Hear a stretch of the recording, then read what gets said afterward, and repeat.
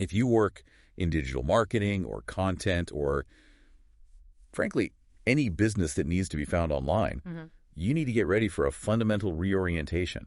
For years, we've all been perfecting SEO, optimizing content, chasing those clicks.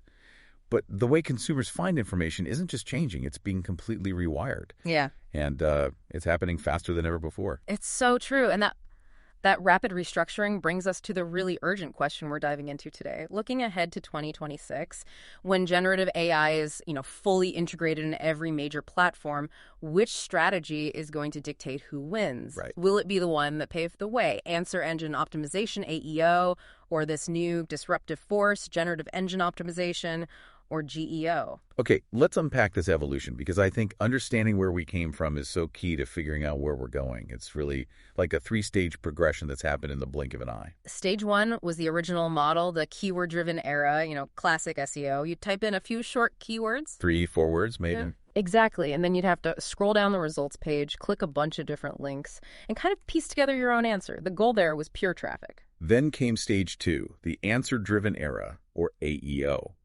With voice assistants and better mobile interfaces, users started asking full questions, natural language. Yeah.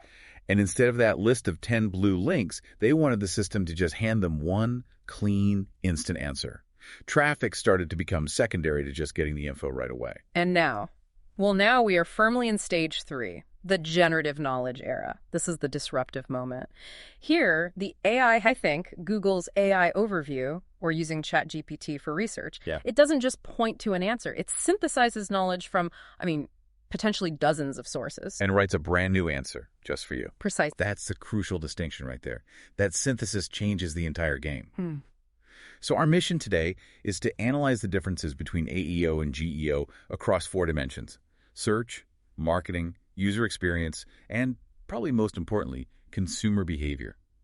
We want to make sure you know exactly what that path to visibility looks like in 2026. Let's start at the beginning then. Let's start with AEO, the strategy that really set the stage for all this. Right. When we talk AEO, it's basically about shooting for that low-hanging fruit, the direct, clean, single answer. Exactly. AEO is optimized to make sure your content is the single direct answer that gets extracted by the search engine.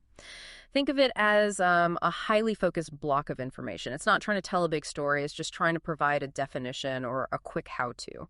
So that's the featured snippet box at the top of Google, position 0. Or it's the exact sentence that Alexa or Siri reads back to you. With AEO, you want to be the chosen expert source, even if the user never actually clicks through to your site.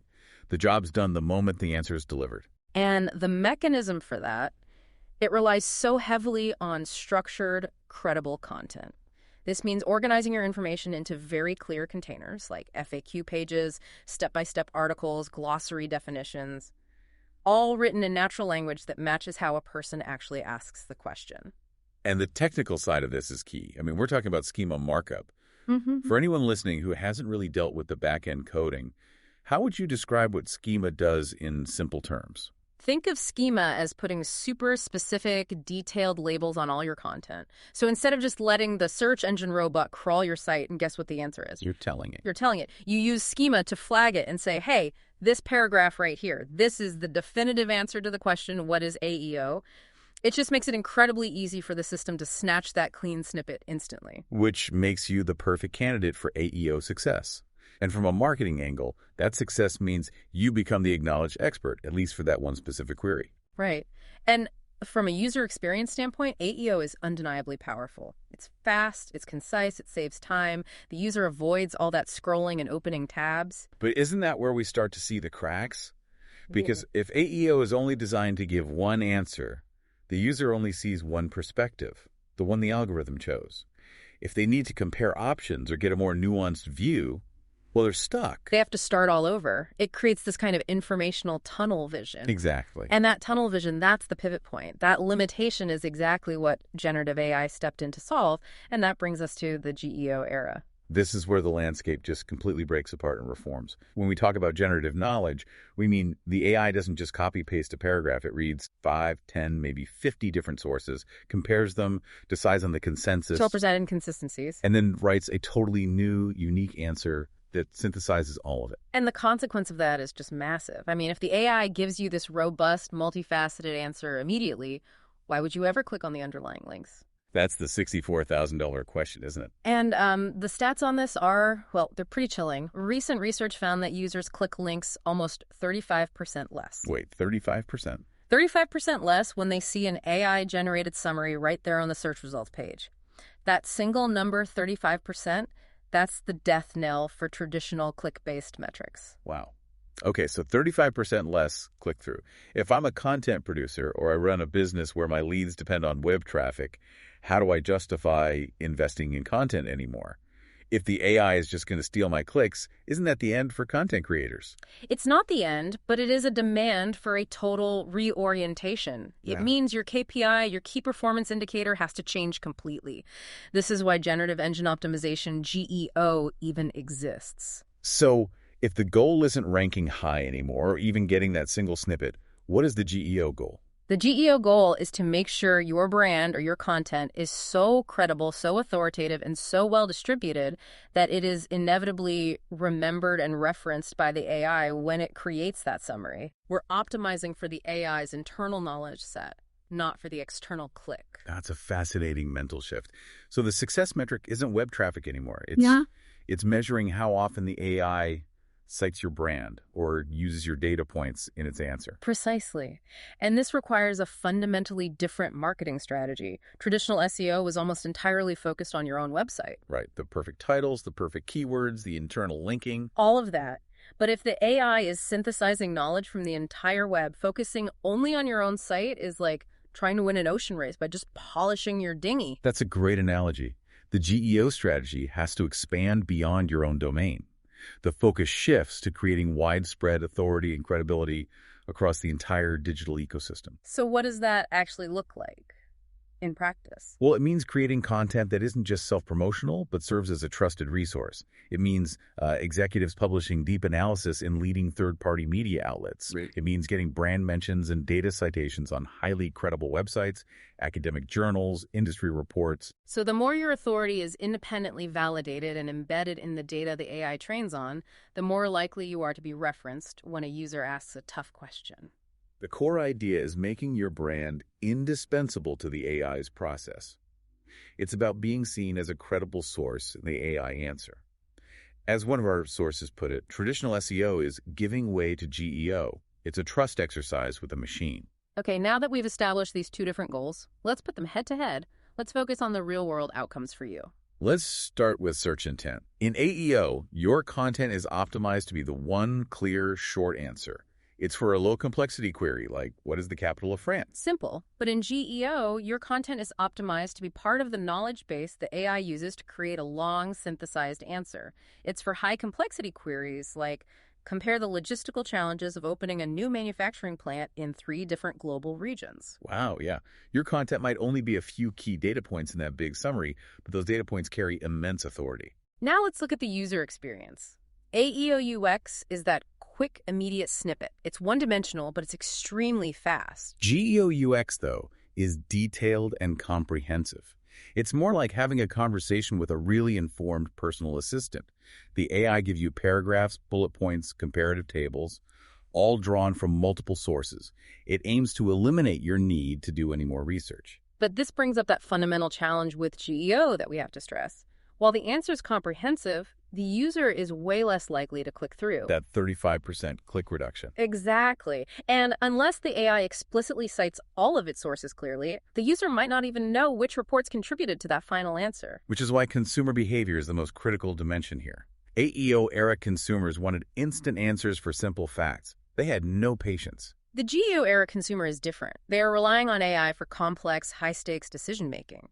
We've seen data that over 87% of organization leaders have already incorporated AI into their work processes for research. These are the people making major B2B purchasing decisions, using the AI as a trusted research partner. And this is the recommendation effect in action. Imagine a procurement officer asks their AI assistant to list the top 3 vendors for a new CRM system. If the AI, having synthesized hundreds of credible reports, cites or recommends a brand within its summary, consumers are highly likely to treat that as a verified, peer-reviewed endorsement. So the risk here is enormous. If your brand is not embedded in the data sources the AI is using, If you are unreferenced, you are effectively invisible to those high-value decision makers. You don't just lose traffic, you lose the chance to even be considered.